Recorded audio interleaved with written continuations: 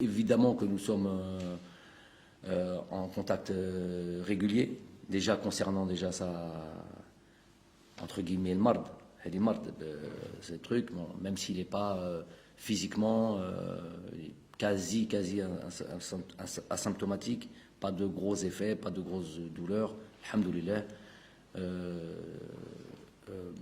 Donc il est en quarantaine, il va en sortir bientôt, Inch'Allah, ici à Doha.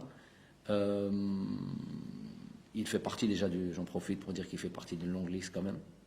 Malheureusement, l'SF fait partie d'une longue liste, ce qui complique. Alors il y a deux choses qui compliquent la préparation, qui compliquent très, très lourdement la préparation. Il y a les cas Covid et il y a cette date du 3, alors qu'on avait un match le 1er et qu'on avait un match le 5, match préparation.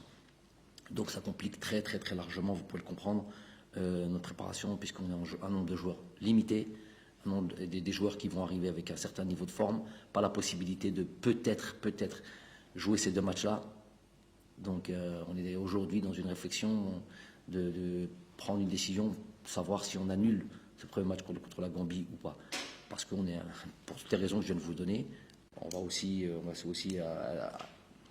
patienter un petit peu. Il y a aussi la possibilité aujourd'hui de peut-être perdre un joueur important. On attend les examens pour ça. On en parlera plus tard.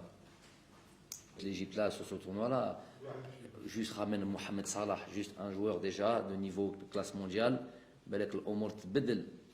C'est le genre de joueur qui بدل لك فريق. Ça ou là. OK. Même s'il est un petit peu en difficulté quand il vient en équipe nationale, quand il faut appuyer sur le bon bouton, il est là. Là, même. Par contre, ce qu'on peut dire, c'est comparé aux autres top 5, par exemple, aux autres équipes, c'est vrai que nous, on a un huitième de finale, un second tour, déjà dans la difficulté. C'est un huitième de finale qui peut ressembler même à une finale. Ça, de voir la Tunisie ou la Nigeria ou le Mali d'aujourd'hui ou l'Égypte en finale d'une Coupe d'Afrique, ça ne serait pas quelque chose de surprenant. Là, on l'a déjà juste en huitième de finale. Voilà. Donc, déjà dans le huitième de finale, tu es déjà dans le dur. Donc ça, il faut l'assumer. Le tirage au sort, il est fait comme ça. Déjà qu'on soit d'accord. Elle dit que la série, qu'est-ce qu'elle représente? C'est ça le plus important pour moi. Si c'est que des records pour des records, c'est bien. C'est bien pour le terrir. Il ne faut pas que je pense qu'à moi ou dire, il y a l'Algérie. Demain, si l'Algérie, ce drapeau-là, comme ça, comme dans tous les livres de records ou quoi, et on voit l'Algérie numéro 1 comme ça, et en dessous on voit l'Italie, le Brésil, je sais pas, l'Allemagne, la France, toutes ces sections, tu dis, waouh, qu'est-ce que c'est? L'Argentine, fort.